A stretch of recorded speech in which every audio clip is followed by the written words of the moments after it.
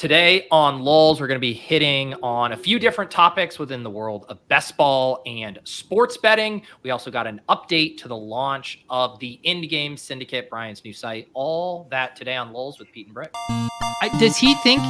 I think he thinks this. He thinks this is a go. Vegas Dave thinks this is a go. Hot naked girls doing yoga.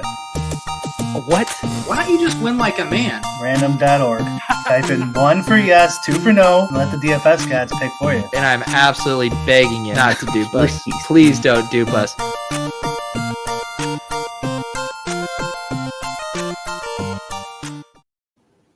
Brian, has the Endgame Syndicate officially made an offer to one Mr. Davis Mattek to come into the fold and take you guys to the next level? We tried to. He wanted half the company. He wanted to rename it the Mattek Syndicate. And didn't you say he also said that he wanted you guys to refer to him as the real Yuta? Just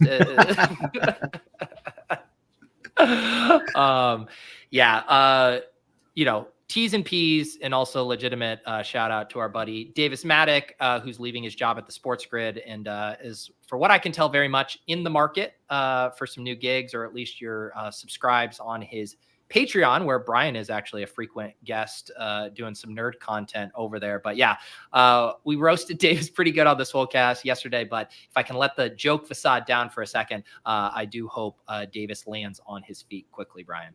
Oh yeah, he'll be fine, I'm sure of it. But it would be nice if people sign up for his Patreon. If you listen at all, just to help out a little bit. Exactly. And I know it's so funny because Davis has a fire lit under him now, which is what happens when you don't have the stability, right? You're like, all right, it's hustle time. And I was mentioning to the Swolecast, our group chat, I was like, hey guys, I'm going to be out next week because I'm going to Colorado. I was telling Brian that as well. No lulls next week, by the way, although there might be a fake lulls with Davis. But anyways, I mentioned in the Swolecast group chat, normally when one of us is out, it's just like, okay, we're not going to do it. Someone's like, should we find a guest? And then nothing ever gets done. And Davis goes, I'll find a guest. I might even find us 2, because he's got to get that episode in to be able to, file his time card for his Swolecast fee. So I was like, I've never seen Davis this motivated. Now those time cards are finally getting filled out promptly. Oh yeah. You can't rest on those laurels anymore. But yeah, I think Davis did have quite a busy day yesterday. People sliding into his DMs.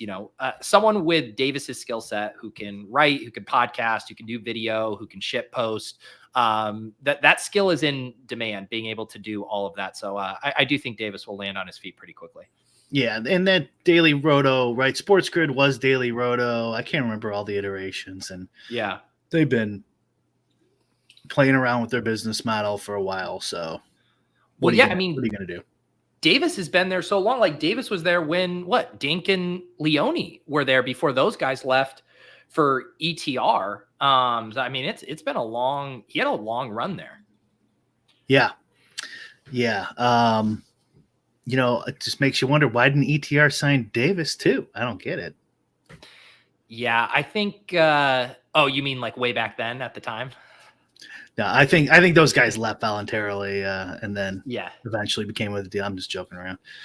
Well, it is interesting. Obviously Davis would have way more thoughts about this, but it does seem like Sports Grid over the years has been very much moving in a direction of sports betting, and that's kind of where their primary focus is. And Davis was the tent pole of their fantasy football coverage. It was everything fantasy football related is going to be you. And I think some of these companies now just don't necessarily see a path forward to making a ton of money from fantasy. It's one thing if you're only doing fantasy, over at Fantasy Life, it's we are fantasy, that's what we're doing. It's another thing if it's just a part of what you're doing, and then you're still trying to monetize that.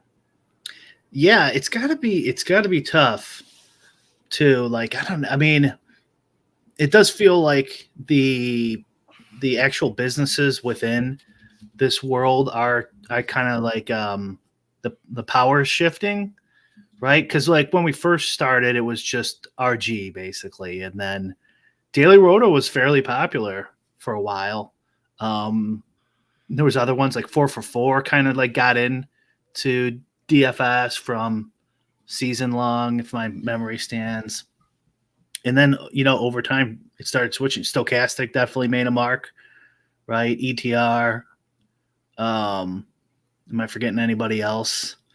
Yeah, so there's just like all these changing dynamics where it's got to be tough. I know the guy I talked to one of their CEOs or something years ago, and he was always talking about going in more like a providing content direction, like providing content for like ESPN, not ESPN directly, but more like video and stuff like that, away from the Daily Roto model. Yeah. And I don't know, I really have no idea like really what I would do in those situations. Yeah. Yeah, it's weird. Like, I do think ETR has like carved out a cool niche where they're able to do kind of straddle those worlds as far as being like very deep in the weeds with the DFS and them originating their own projections and their sims and stuff, and obviously dialed in on the player level, but then able to apply that same kind of high level analysis to best ball. And I think because you have someone like Leone who can like port over that DFS knowledge to the best ball space and kind of find that overlap and stuff, I think they can probably kind of move their audience from like, hey, you're really into DFS. There's a lot that applies here in best ball, or maybe vice versa. Maybe a lot of the best ball bros who come in for it are like, you know what? I do want to try out DFS, try the solver, these sims you're talking about, where I think for a lot of sites though, that kind of cross pollination at a high level is really hard. They're also like, they got their start, Levitan, right? And Silva is like a season-long home league bros, like providing that sort of content, right? Am I misremembering that? What do you think? Can you make money off of season-long bros anymore? Well, it's crazy. Like, there's different ways to think about this. I had my eyes opened recently to Dynasty football, which is a season-long, smaller market, niche market. And that content just on YouTube. And again, I'm not saying like making money through products and stuff, but that space is blowing up right now. There's been channels who have added tens of thousands of subscribers just focusing on Dynasty. And there's no Dynasty industrial complex that is like pouring money into this. It's not like there's an Underdog who's like, hey, everyone talk about best ball. It's like all organic. So it's this weird thing where I do think there's still enough interest for it, but it's, can you build products that people actually want to buy, or are you just going to monetize through content and advertising? How are there that many people playing Dynasty fantasy football? It's crazy, man. I do think it's like a buy. I was talking to this with Ray G. He does a ton of Dynasty content on YouTube, has one of the bigger Dynasty channels. And I had him on Best Ball After Dark a few weeks ago. And he was saying that it all centers around the NFL draft. And I think that's happened with best ball too. Like, so much of the enthusiasm for early drafting is these rookies. In the NFL draft and prospect analysis becoming like a year-round thing, people watching the college guys, trying to project where they're going to go, trying to forecast how good they're going to be in the league. I think that tide has lifted like all the various boats within the fantasy space. I would put that like just under sports betting content in terms of boredom. Like, it was just hard to do to make interesting. Is sports betting's like very hard to make interesting, but Dynasty seems like, what are you going to show? Like, at least in DFS, you could build a lineup or something like that. With basketball is probably the best, right? Because it's more like poker. You're playing against other guys. What they do matters. Guys can tilt, stuff like that. Dynasty, I would trade a, third rounder next year for, Keon Coleman now would be a great trade, Do you know what I also think one of the reasons best ball has a big advantage is and I guess DFS to an extent, now that we've had kind of like the monoculture around DraftKings, where it's like everyone talks about DraftKings salary. Everyone talks about Underdog ADP. It's like no one even bothers now. Like, yeah, occasionally we get the second parentheses and he's 8,300 on FanDuel. But when you have that shared language where everyone knows the rules, the settings, and it's a standardized conversation. With Dynasty, it's like, well, mine's tight end premium. And someone's like, well, mine has 16 league or people and yours has 12. And it's like not as transferable. where anyone can hop into an underdog conversation and we're all working off of the same rules. Right. It's another strike against how hard it must be to make content. But I mean, I guess they're gaining tens of thousands of subs, so they must be doing something right. But that's also still different, Pete, as you know, like being in this world. You could have 40,000 subs and not make any money. You can have 40,000 Twitter followers and not make a dime. So if you're giving it away, it's different than running a site that makes money, that pays employees and it's worth your time and effort too. So, I mean, do you think Fantasy Pros makes a ton of money? I think so. They also have one of the biggest YouTube channels in the space. You can go look at some of the most viewed fantasy videos last year. They're all on the Fantasy Pros channel. I think they make a shit ton of money. The start sit show was huge back then. I haven't watched it in a while. I always thought somebody in our world should steal that and do it again. That seemed to be like super popular, like a 10 o'clock start sit, Sunday 10 o'clock, whatever, around there. Yeah, start sit for an hour. Yeah, it's so funny because I've noticed this with myself with Sunday content. We had a lot of people who loved the tilt space. There's a lot of people, who do the shows like early Sunday, myself included, but don't want to necessarily do it the 90 minutes before lock, right after inactives are released, because everyone's like doing their own fantasy stuff then. Like you're preparing, or you've had a busy week, preparing whatever, and now you just want to sit back on the couch and watch Red Zone and enjoy it. So I don't think a lot of people want to do content from 90 minutes before kickoff until like Sunday Night Football, because it's like, it's been a long week.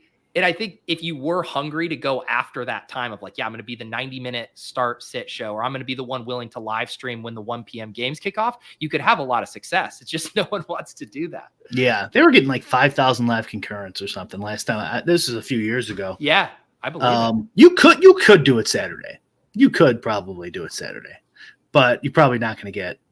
You're not going to get all those last minute guys who are setting their lineups on Sundays. Well, I've even been thinking about this, Brian. I'm curious your thoughts from like a DFS angle, because now that I'm doing weekly videos on the Deposit Kingdom channel, and I've been starting to think, okay, what is this going to look like in season from a pre-recorded thing? Because like I do my crams on Sunday morning, and we have a lot of information by then. I do it like 10 to 11:30, so maybe not every single final morsel, but like most of what's going to come out is known. If I'm doing these pre-recorded videos where I have my editor edit it, I'm thinking, all right, maybe I can record this on like Friday afternoon, try to get it out Saturday so it's still somewhat fresh. But even then, it runs the risk of growing stale. And I'm trying to think, what would like pre-recorded but valuable DFS content look like? I don't think, and we're talking NFL still, right? NFL. And so I'm thinking like hybrid, like talking about DK salaries and then like Underdog Battle Royale, scroll the F down plays, stuff like that. Yeah, I think you could still do it early for NFL. I still don't understand how sites were doing like, 8 a.m. shows on the same day. And it's like, this is on a large slate, this is going to be totally irrelevant like 6 hours from now. So like NBA, no. MLB is kind of tough, but much better than the NBA. PGA and MMA are good ones. Yeah. Because if MMA, if you get rugged, it's like during the event, right? Or like right before. It's not going to be. Yeah. And so Conor McGregor seemingly it's not going to fight, right? Who knows? But like you're not doing that yet anyways, right? You will probably know that by the time you would end up doing a video for your YouTube channel. So both of those sports are perfect. NFL's pretty good. So like, I mean, we care about the hour and a half before lock because that's when the final rosters come in. I mean, not every week does that matter though. Yeah. And the thing I'm actually thinking about, and like people are brainstorming here, like top 5 players who are projected to be overowned, top 5 who are at lower ownership, something along those lines. One thing I do think is it's easier to do this for the Underdog Battle Royale drafts, right? Because those will open up on a Monday. There'll be like 4 days of ADP by then. Rankings and projections will come out. and I can kind of zoom back and be like, oh, these guys are underdrafted relative to their projection. These guys are, here are my 5 hidden gems. Here's my favorite stack. I think the DFS stuff is where it's so much easier to do that on Sunday after the Shefty bombs, because it's like, if someone gets ruled out in your underdog draft, well, guess what? The next highest guy in your ranks is getting thrown into your lineup. It's not like it changes everything. So maybe the thought is I do more focus it on, I make the videos like Battle Royale kind of strategy focused, and then backload the DFS stuff for Sunday morning in a live stream format.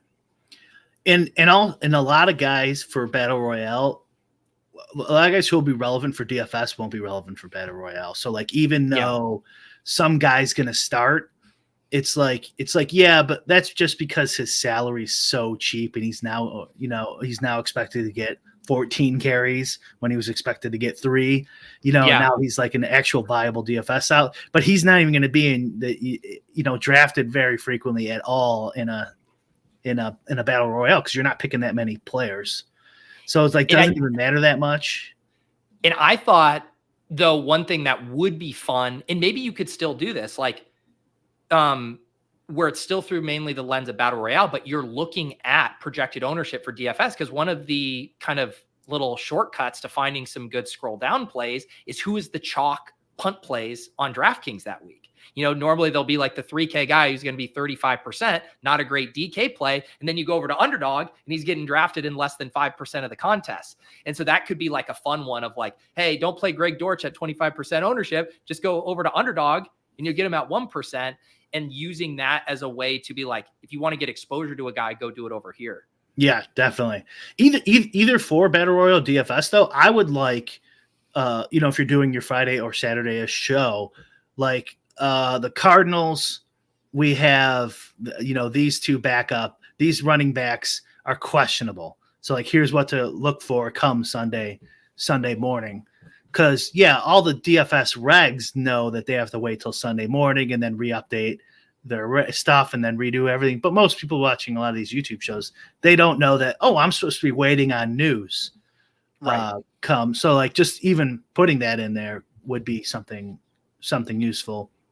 And I suppose that could come out Saturday night in a Shefty bomb, and now you're a little stale, but whatever. Well, and I do think the more I think about it, that dynamic you're talking about, say there's uncertainty in a situation of like, which running back's going to get the start? Is this guy going to sit? And this guy, that actually often provides actionable opportunity in a Battle Royale draft, because that uncertainty is saying, oh, we're not going to draft this guy. Then once the news comes in, their ADP is going to jump up to a more efficient place. In DFS, you don't get to act on anything. Everyone acts on it at the exact same time. Right. So at least having that video out ahead is be like, yeah, we're waiting on the Shefty bomb on Zach Moss or Jonathan Taylor. Draft a shit ton of Zach Moss right now, because if JT's ruled out, he's going to be a first-round pick. Right. Yeah, exactly. Yeah. Or vice versa. Yeah. I'm just trying to think of like the strategy there. You probably want to draft a shit ton of the guy who's questionable, because you're getting, what you're suggesting is you're getting this fragility benefit that if he does play, you now your ADP is like double what you got him at. But the benefit of taking a questionable guy is if he is ruled out, at least you get a backup. At least you get your next guy on your list, right? Where Zach Moss, whoever the backup is that we're using here, he might now his ADP was actually accurate. He's probably only going to get 10 carries. Where if Taylor or whoever the questionable player is gets ruled out, you get a whole fresh player. I think that would probably be the maneuver there, but either way, I get your point, and I agree with it. Yeah, this has actually been helpful for me, kind of already talking out and thinking how I want to do it. I mean, Consigliere says each week might present itself with a broader picture, like elite tight end. I will say, like, I really enjoy the offseason because I can dig into these broader things, and like I'll spend a lot of time working on them, researching them, pulling together multimedia. I mean, everyone knows when the season comes around, it's like we all have our things we got to hit, whether it's content, whether it's Brick getting ready for slates or whatever. It's harder to like have time once the NFL schedule starts to just be able to pull back and be like, all right, let me make kind of an evergreen macro strategy thing, as opposed to, getting into player specific stuff. And like the same thing happens with DFS content too. Like you listen to, going back to ETR, Establish the Million or something, like, they're going to touch on some broad macro DFS concepts, but they're going through the plays. They're saying who's under owned. And it is hard, I think, to get away from player specific stuff in season. One, because people aren't as interested in it. And two, it's just hard to find the time for it. Yeah. One of the benefits of the out of season is just like, you don't have that Sunday lock or that Sunday roster news. So like you could talk about, all the shit you want about any player. And like, you got three months before any of this stuff even starts. So it's actually pretty good for content. I guess except for like maybe like the Rashid Rice's type of situation. I don't even know. Is he cleared yet to go? What's the deal? No, it's like the classic. It was kind of similar with the Kamara stuff last year. It's like, some kind of suspension is coming, but we just don't know what it is yet. So like between 2 and 6. I think most people, the ballpark I've heard would be like 4 to 10 is kind of why it's so wide open.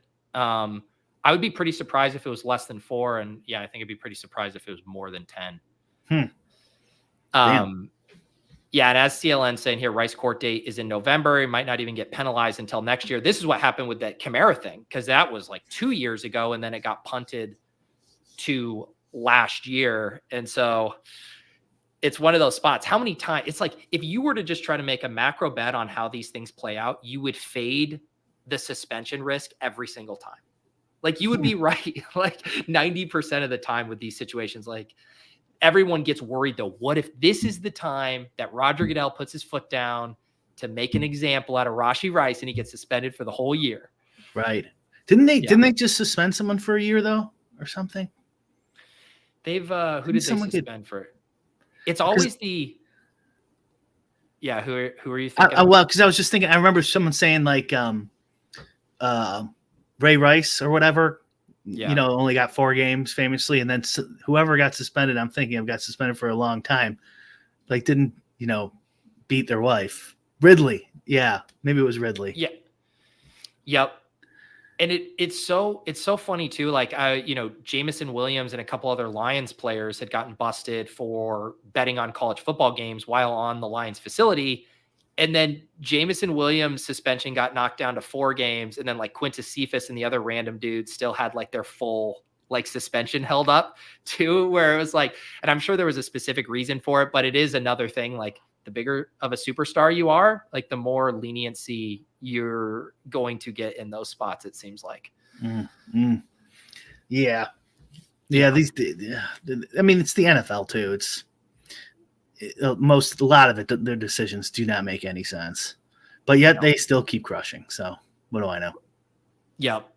So yes, if Rice isn't suspended this year, he's a massive discount. Absolutely. Yeah. He was in the big border, like before, like the incidents happened, he was like a 2-3 turn pick. And now he's going like pick 75 to 85 in most drafts. 2-3. So like that still seems kind of high. Well, again, that was before they drafted Xavier Worthy. This was before he was drag racing, all that good stuff. Yeah. Well, he's a risk taker. So, that type of drafter goes there. They're like 2 peas in a pod taking risk. I thought I was going to get you making like a fantasy ball knowing criticism of Rashee Rice's game. You're going to call him like a screen PPR merchant or something there.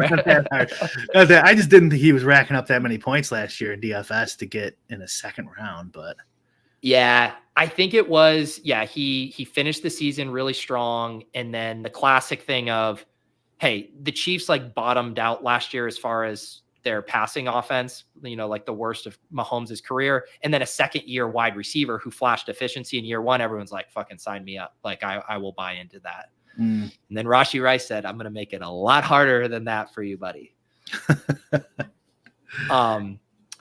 Let's see here. I wanted to talk about a few different kind of sports betting things. There were some interesting tweets that came across our radar this week, Brian. I think I'll first pull up this one from Taylor Cabey over at ETR. You guys have heard us mention Taylor on this show before, the CEO over there. And he was replying, Brian, to a a comment about ESPN's bet share. I believe this is data for Maryland, the sports betting handle. It dipped below 5% in May, and you can kind of see it month over month here this year, continuing to decrease.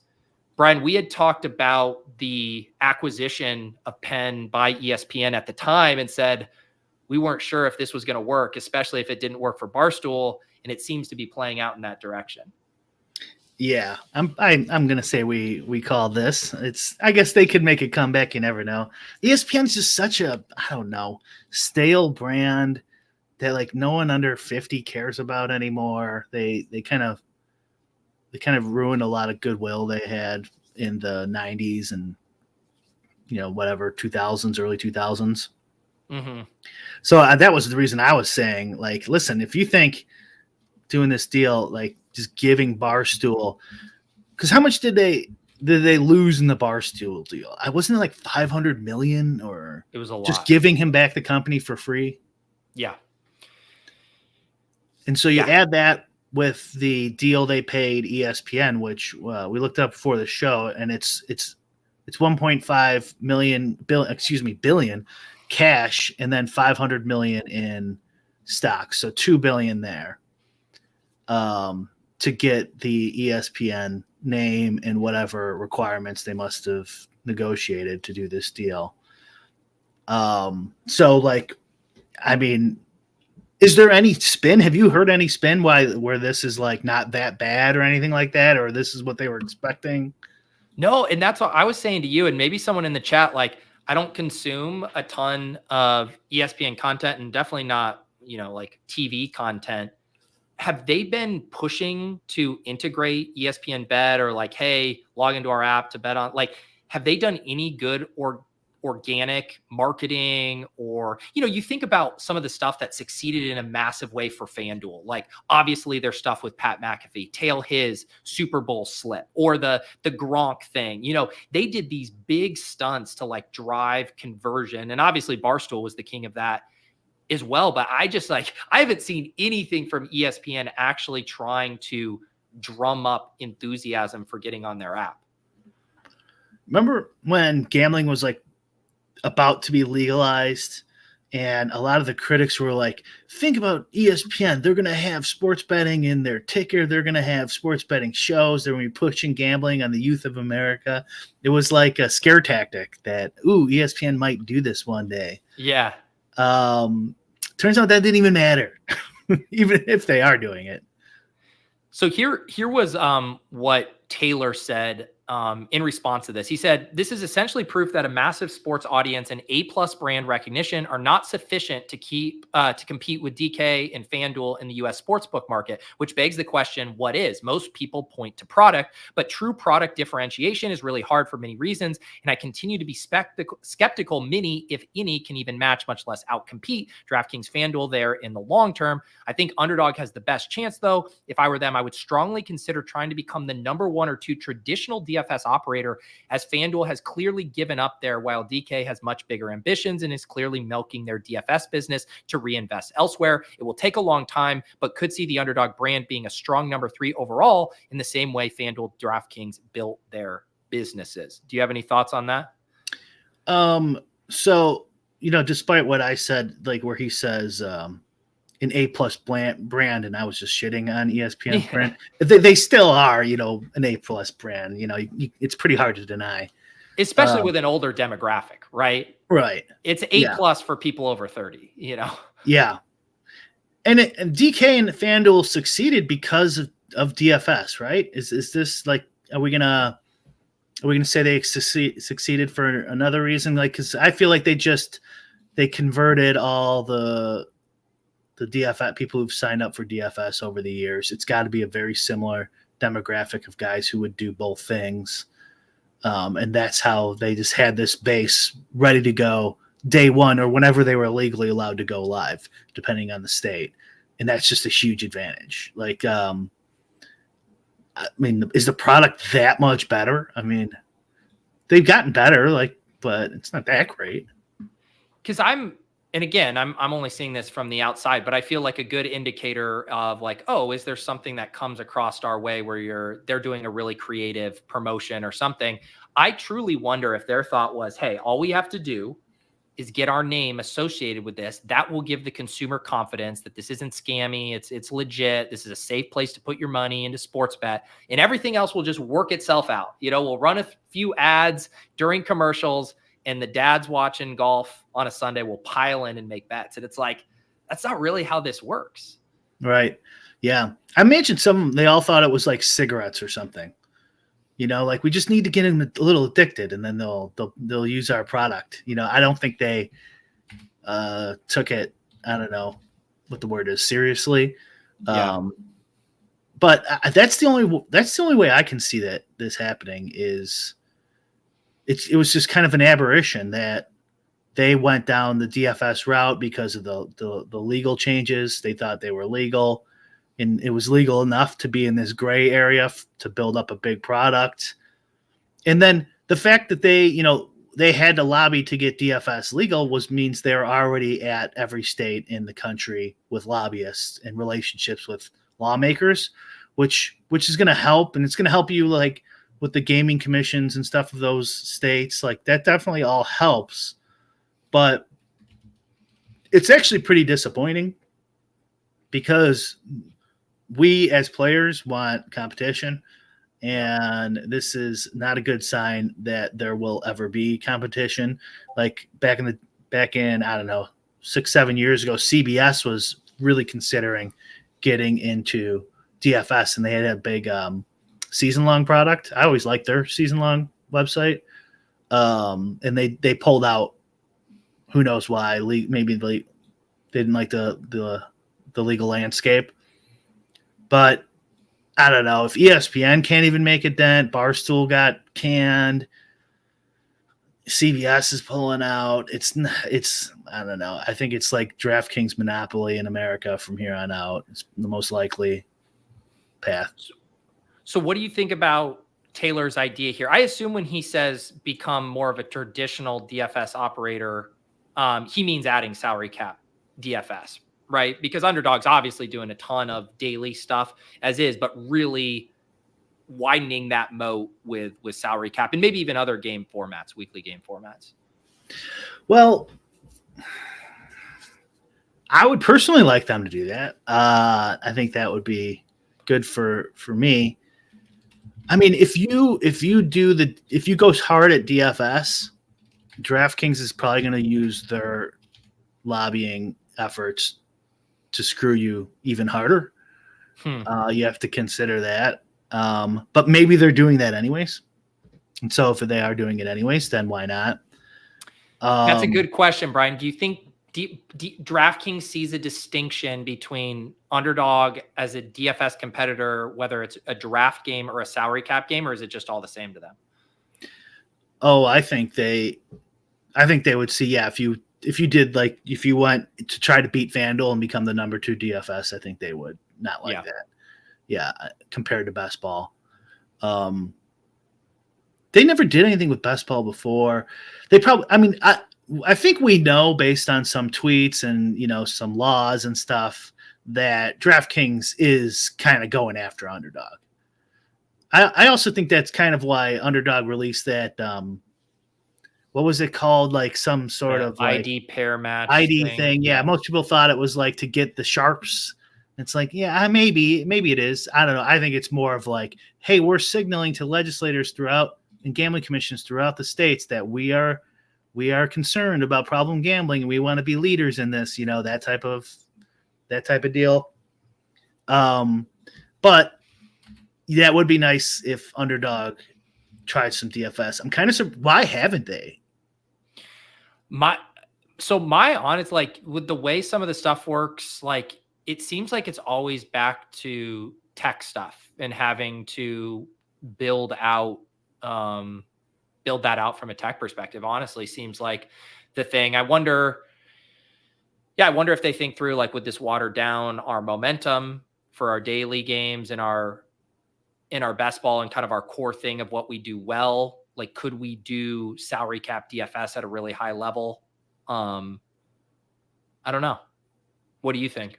There's a couple companies they could have bought over the last few years that True. had working DFS sites. I don't know if that would have actually worked, but I'm sure that's definitely some of it. Like that's a big headache to add that aspect.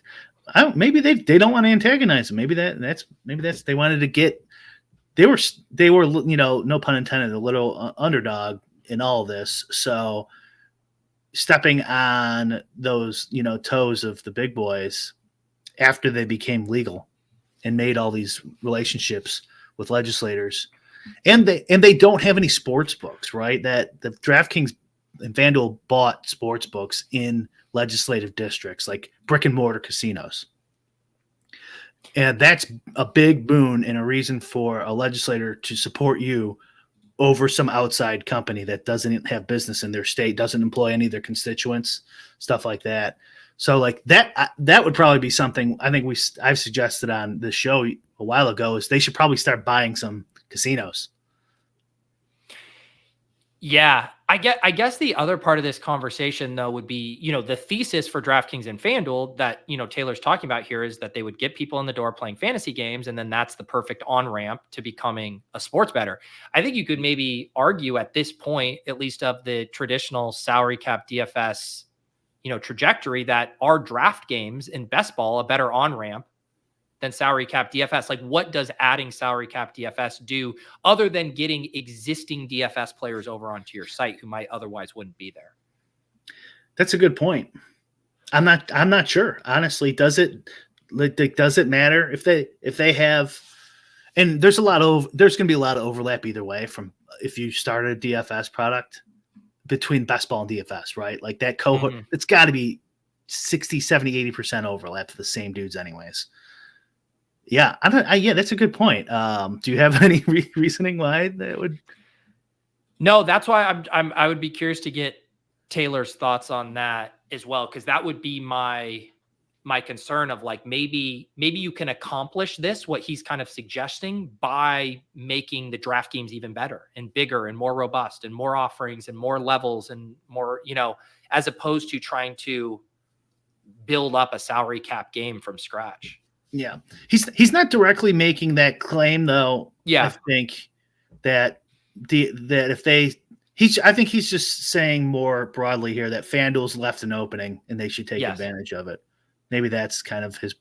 And it's you could kind of conflate in your head that is he saying that then that would mean they'd convert more people to sports betting in the long term. But yeah, maybe he's just saying there's an easy path here to get in a DFS. They should do it. Yeah. Yeah, it's an interesting topic there. And then another tweet, you had sent this over to me. Underdog had hired Dylan Borgita, I think is maybe how you pronounce it here, as the vice president overseeing all VIP strategy and operations. I believe he had a background at both DraftKings and FanDuel, at least DraftKings. He was there. And then Jeremy said, we waited to build our VIP program because we want to do something different. There's no doubt Dylan is the guy to lead it. He's got some amazing ideas that I can't wait to bring to life. What were your thoughts when you saw this? Well, first I want to compare it back to the Penn ESPN deal. Oh yeah. It's just like, this is just a ridiculous thought experiment. Don't you think that $3 billion or 2.5 to 3 billion they wasted? Couldn't you just directly give that to people and buy them? I mean, that's so much money. And I was thinking this VIP program, couldn't they have done an awesome VIP program, combined with just getting influencers on board, right? Online, forget the old model. With $3 billion, they could have done so much. Well, kind of like the early Yahoo DFS model, right? Where there's just all these rake-free, all of these contests. And it was think about how many rake-free contests you could roll out with that kind of bankroll to just get people on the site and be like, you are just going to play without rake for the next 3 years, basically. Yeah. And it worked kind of. They got pretty big from no advertising. I don't remember seeing it. I mean, I guess they did a little bit of advertising. But yeah, Yahoo's DFS, you're talking about their DFS product, right? Yeah. They went from nothing to they didn't do that with their best ball product. and they didn't innovate with the best ball product at all. And people don't even know this. They've had one for a long time. And then there you go. I do like thinking about all of this stuff. It triggered the way you said, that they didn't do much with their best ball product, and even FanDuel, for a second had their best ball product or whatever, where it's like, I wonder how much of this isn't so much of just being like, oh, salary cap DFS work for DraftKings or best ball work to Underdog. What was unique to both those sites is they did those things super, super well. And it's not that it was an impossible playbook to copy, but I wonder if the takeaway is like, whatever your niche is within the fantasy sports realm, you just do that so fucking good that you naturally bring a lot of people there. And that's the on-ramp, that the actual game type itself isn't actually as important as just doing it incredibly well. Maybe back to our dynasty thing, Brian. What if one of these sites said, we want to be the preeminent dynasty fantasy football site? We're going to have the best site, the easiest way to do waivers, the easiest way to send trades. You can customize your leagues however you want, blah, blah, blah. And you get a ton of that community there on your platform via an incredibly good product. Yeah. Yeah, sure. This VIP program, what do you think? I mean, I was kind of, when this tweet came out, I'm like, wait, they don't have a VIP program at all, huh? That's kind of interesting that they haven't had one. And also just maybe another good sign, since they did that, they had that rake deal and stuff like that. They're recognizing a little more than these other, DraftKings and FanDuel, that like heavy volume players and regs and stuff like that are so important to like the ecosystem of a competitive game where you're playing against other humans, as opposed to like sports betting, which, obviously it matters on what time you get the bet, and someone else getting that bet can affect you getting the line. But leaving that aside, it's not the same as like poker and best ball and DFS, where the players matter to the company quite a bit. I have a biased view, obviously, on that. Maybe someone who owns the business can tell me why a lot of these sites just stop caring about their heavy volume players. So this is a good sign just in general, but it's like interesting that they haven't had a VIP program. So like they could, I'd be interested to know what they actually do going forward. Yeah. And this has been a thing that I know Underdog has talked about and thought about for a while. And they've had, I don't know their exact titles, but like VP associates, people who will interact with the top players. You get the occasional deposit bonus, the occasional thing. And the way, DraftKings, a couple tickets here, they've done some stuff, but I know that they've wanted to formalize this program and do stuff in a really, in a unique way for a while. So it's been a big deal for them.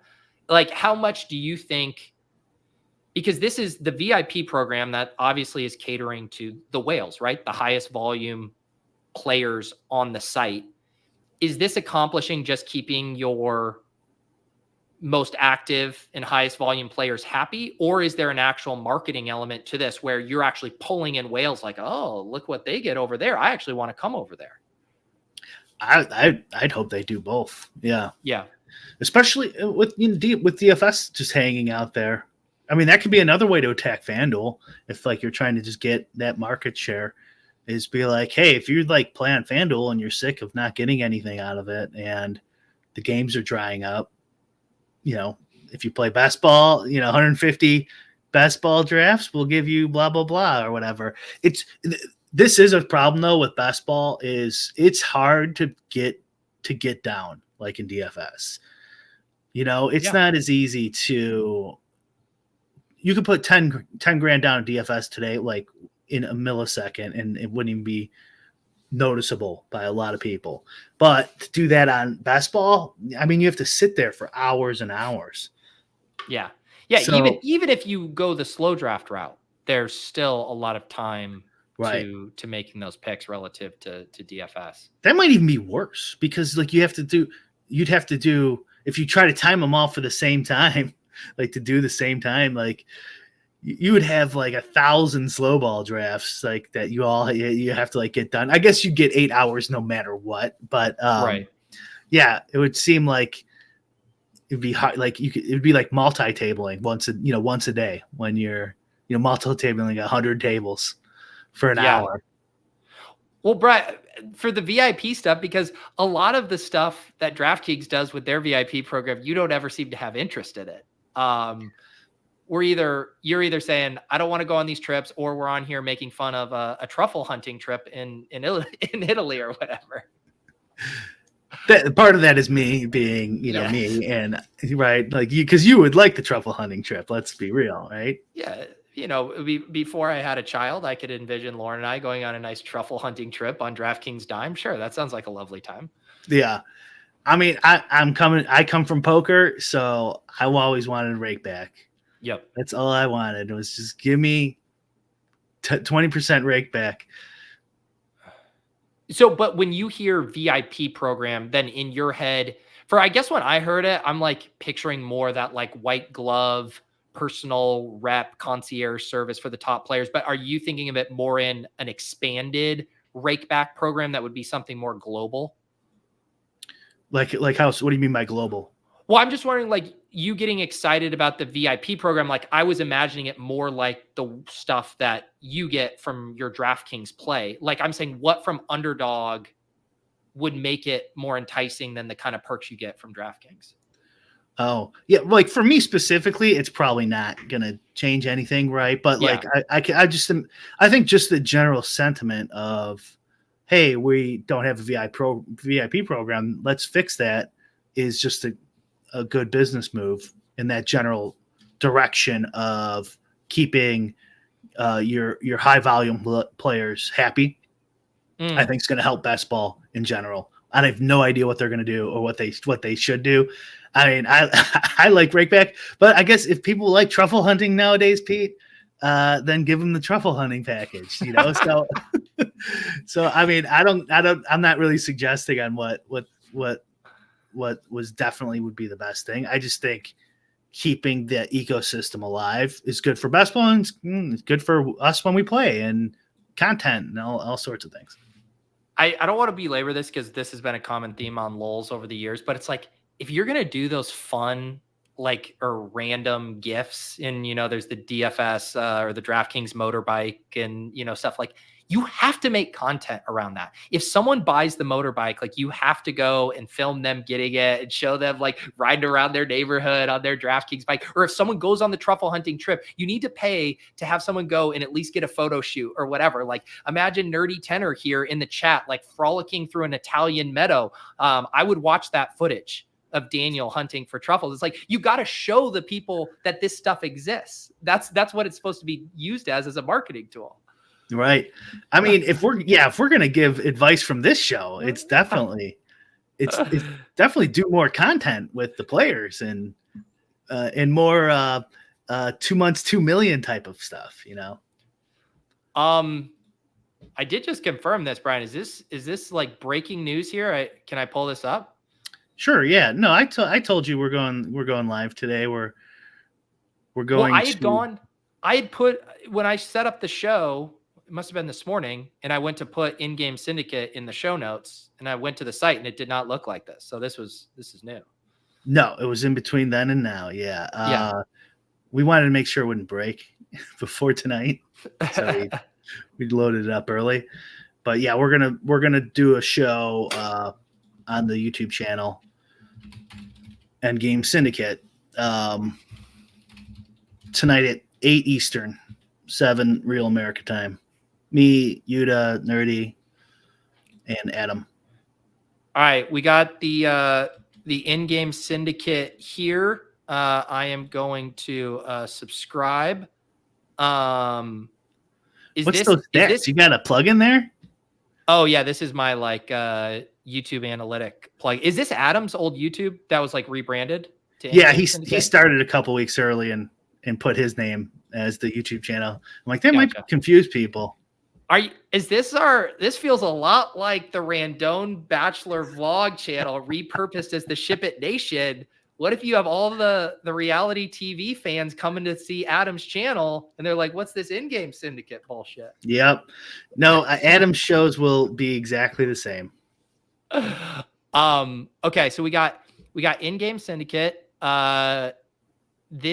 got the new logo here. Elevate your fantasy sports game with expert knowledge. We got Yuta, Nerdy Tenor, Brian.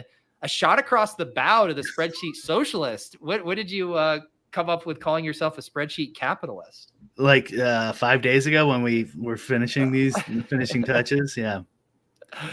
So we got the comprehensive video says we're going to get lineup reviews, game theory, toy game explainers, how to create ownership, ball knowing, and then total training access, monthly pro round table discussions, members only Discord channel access, pro perspectives, expert Q&A sessions. And did you guys settle on a price? $150. $150 a month.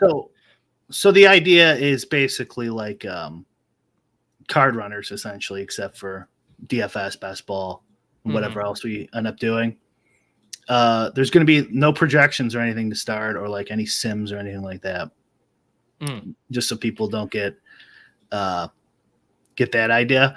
We might end up doing something like that. But for now, so like it's going to be, we already have like 10 videos or so on the site, but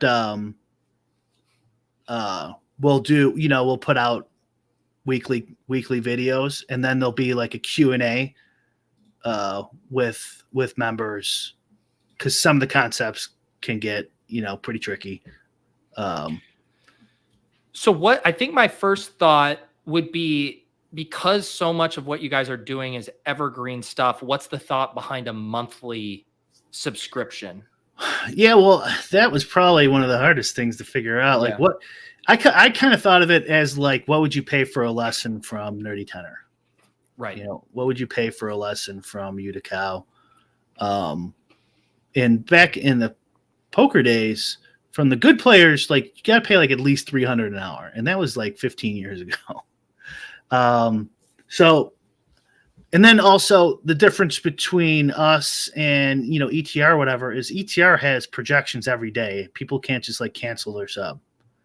So it's kind of like, I'm assuming there'll be a more than normal for this type of business, type of person who just signs up and then stops because they watched all the videos. Right. Exactly. And that's why it seems like some people have sticker shock with that, but that's the issue you're running into, right? If you did like a regular DFS site thing and you're like, all right, we're going to charge $49 a month or $39 a month. And then someone comes in, downloads every single one of your videos and then pieces out, like it's just the worst business model imaginable. Right. So you have to have some premium on, it's almost like I guess it is tough, because you're almost wanting to frame it more as this is like a course, like a masterclass type course. And then if you're like, I'm paying $150 for a masterclass course, that's pretty normal for what would be expected for something like that. Right. And eventually there'll be 150 evergreen videos of all of our best stuff. We'll probably delete any videos that like aren't needed. Like I don't know, I'm assuming people will want the Q&As forever, but like if not, like it'll just be like the most popular, helpful videos down the line. And I think people have to, not to speak for you, but you guys are trying to do something different than the typical DFS site. You are trying to exist in an entirely different plane. You're not trying to replace a typical content projection, daily churn type site. You are trying to provide a training ground.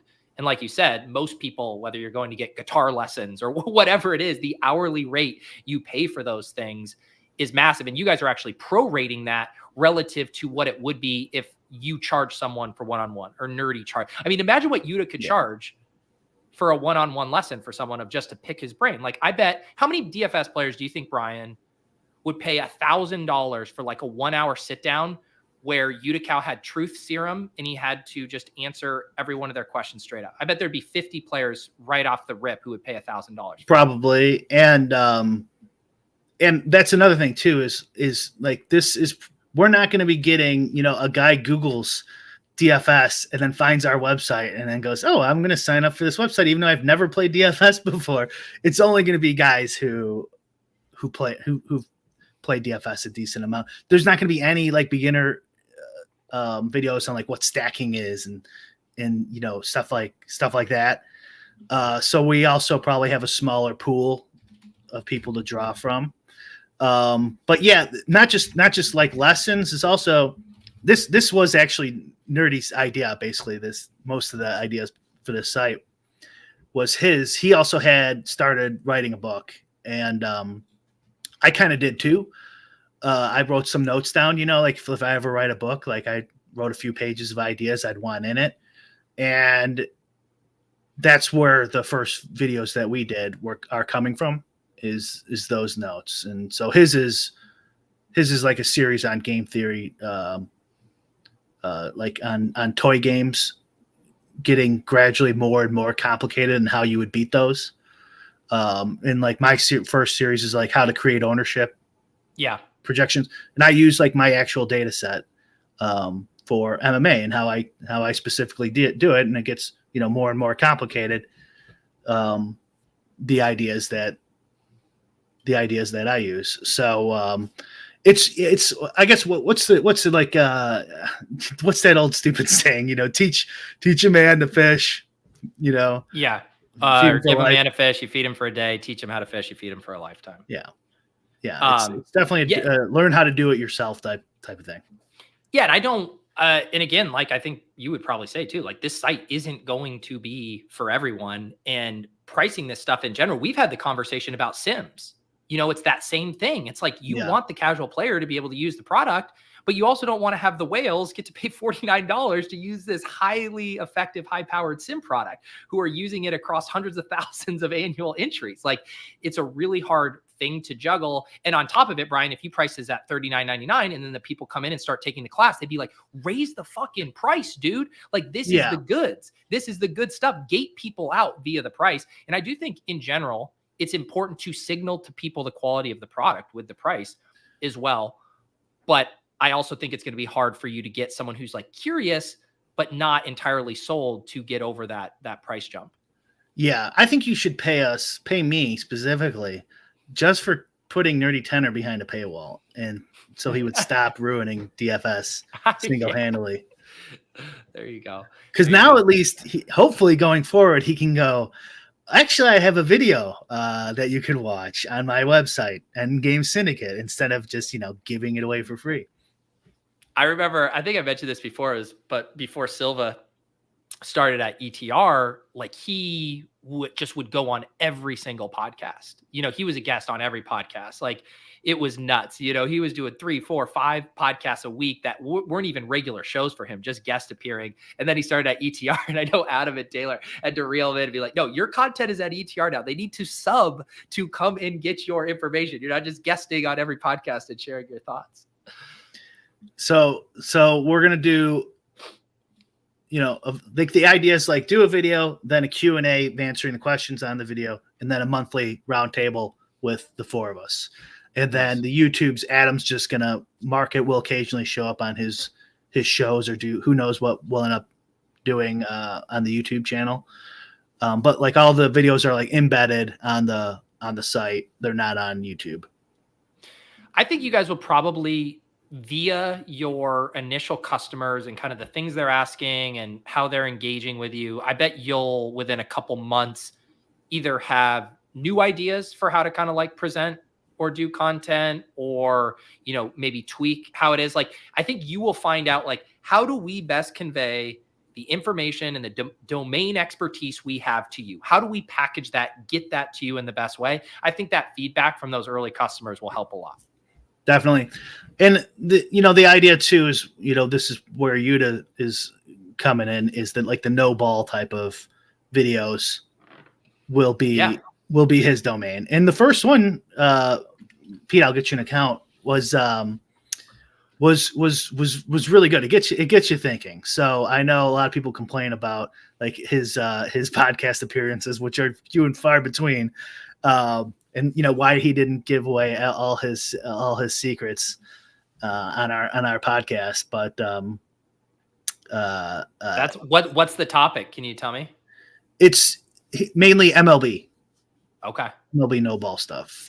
Is this dovetailing now I can't remember if this is stuff we talked about behind closed doors. So maybe I won't say it. But you had mentioned something that he had an inclination of something he wanted to do with MLB that was maybe different from the status quo. Was that on? Is this in that regard? I don't know if that was. You'll have to remind me after if it's specifically on there.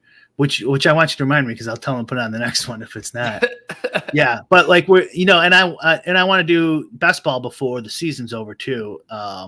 So we might have to like break up some of these.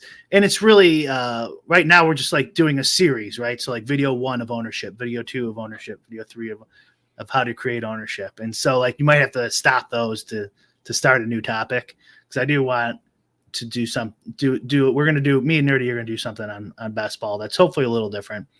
And the only thing is we'll talk about this probably as the months go on is I hate it's just a pet peeve when like we'll have like a good idea on our show and then like it's talked about everywhere else and it's like you guys know we were the first one to fucking talk about this idea and we don't get any goddamn credit, which is a probably personal failing of mine, but that's the only way I could see us doing like more tools because tools are a pain in the fucking ass to get and hard to make money off of too, people like not rolling in the dough with the draft caddy, for example, but like if we do have something cool, I definitely want us to like at least think about why don't we release this, and it won't be contest sims or anything that people were already doing. Like it'll only be something new. I do think CLN mentioning here having an annual subscription. I think either having an annual subscription or having like a pretty clear roadmap. Because I think where you would run into trouble is like someone pays the $150, they come in, they see all these videos, they consume them. They're like, great, this was solid. Like I'm digging this. What next? Whereas do I let my subscription relapse again? Whereas if you're like, we know there's going to be a new video on this once a month, like I think a roadmap would give probably consumers more confidence. And we want to like, you're right. Like there's a bunch of different ways we could go like that. It's just like, I don't know. I kind of want to just get it going, see if anyone cares. There's a chance nobody cares. Right, Pete? And this doesn't succeed that much to the point where we want to keep doing it anyway. So I love what I just realized that today's Lulz episode had been is me, you helping me brainstorm in the chat, my DFS content in season, and me helping you brainstorm your business model for Endgame Syndicate. So basically, we have just started to use this program to workshop the things we need to work on in our life. Well, we also workshop other people's business ideas. Like they don't even ask us, but we still do it. That's true. Unsolicited advice. You can't, but I didn't want to do this. My brother convinced me to do this. You can get $25 off any draft caddy or Dub Club Adams thing. You get $25 off if you were ever a draft caddy or Dub Club user. Mm-hmm. So every month or a one-time 25 off? One time. So you're saying if you are subscribed to brick75.com, you got and you pay for the draft caddy, that you can get the first month for $125 on in-game. Gotcha. Yeah. And it's because it'll be tied to that email. Do they have to put in a promo or it will automatically? There'll be like a coupon code. I have to get it to you. So you can DM me on Twitter or Discord or whatever. Nice. And I need to get a coupon code for that. So give me a second. Yeah, but yeah, so the draft caddy's free for a month. If there you go. Yeah. I mean, that seems like even if you just wanted to check it out and like you guys are gonna have a ton of content there, so you could get the draft caddy for free and get all the in-game launch content for $125 for 1 month. So that'll keep you occupied. Once we get the best ball content out, you could, get that all for $125 and just do it and draft all your drafts in like a month before the season starts. In theory, that's another reason why I didn't want to like do like what's it called, discounts or anything. It's just like it's $150 a month. That's it. No fucking special deals. No, this is the thing. How human psychology works, Brian. Even pricing it at $160 and say you were running a one-time discount to make it $150 would bring more people in. That's just how our brains work. I know. Yeah, I actually looked that up too. With the $25 off is better than 25%. too. Did you know Okay. that? Yeah. So I hadn't crunched the numbers on that, but yeah. I mean, this is according to the research, according to Chat GPT, is if you give a hard number, it's actually better than a percentage off. Yep. All right. This has been fun. I got to get going because we got ship chasing here at 3 p.m. In a few minutes. Brian, you said your guys' launch show on YouTube. Who's going to be on that tonight? Utica, me, Nerdy Tenor, and Chip My Money. Sounds like a good time. Are you guys going to have a podcast feed or keep it video exclusive? If we do enough content, I'm sure we can put it on a podcast feed. Nice. Yeah. You always got to service the audio listeners. You know that, Brian. Right. That's something I'm $49.95 baseball. That cracked me up. There you go. All right, guys. Thank you for hanging out in the chat. Like I said, I got ship chasing at 3, randomizer draft with Canadians' finest, Jacob Sanderson, tonight at 8 p.m. I also have a new video over on the Deposit Kingdom channel that posted late last night. Been getting lots of good feedback on it. It's 10 takeaways after I've done 50 Best Ball Mania drafts. So just kind of going through different little tips, tricks, pockets of the draft I like, strategies I like, unique to this year of Best Ball Mania. So go check that out on the Deposit Kingdom channel. Check out Endgame Syndicate's debut show tonight, and I'll include the link to the YouTube in the show notes as well. Anything else, Brian? That's it. All right. We'll see you guys not next week on Lulz because I will be gone, but it seems like Brian and Davis might get together for a fake Lulz. Maybe you guys can have it at the same time so people can have their routine. If he's available, I should be. All right. We'll see you guys next time. Peace.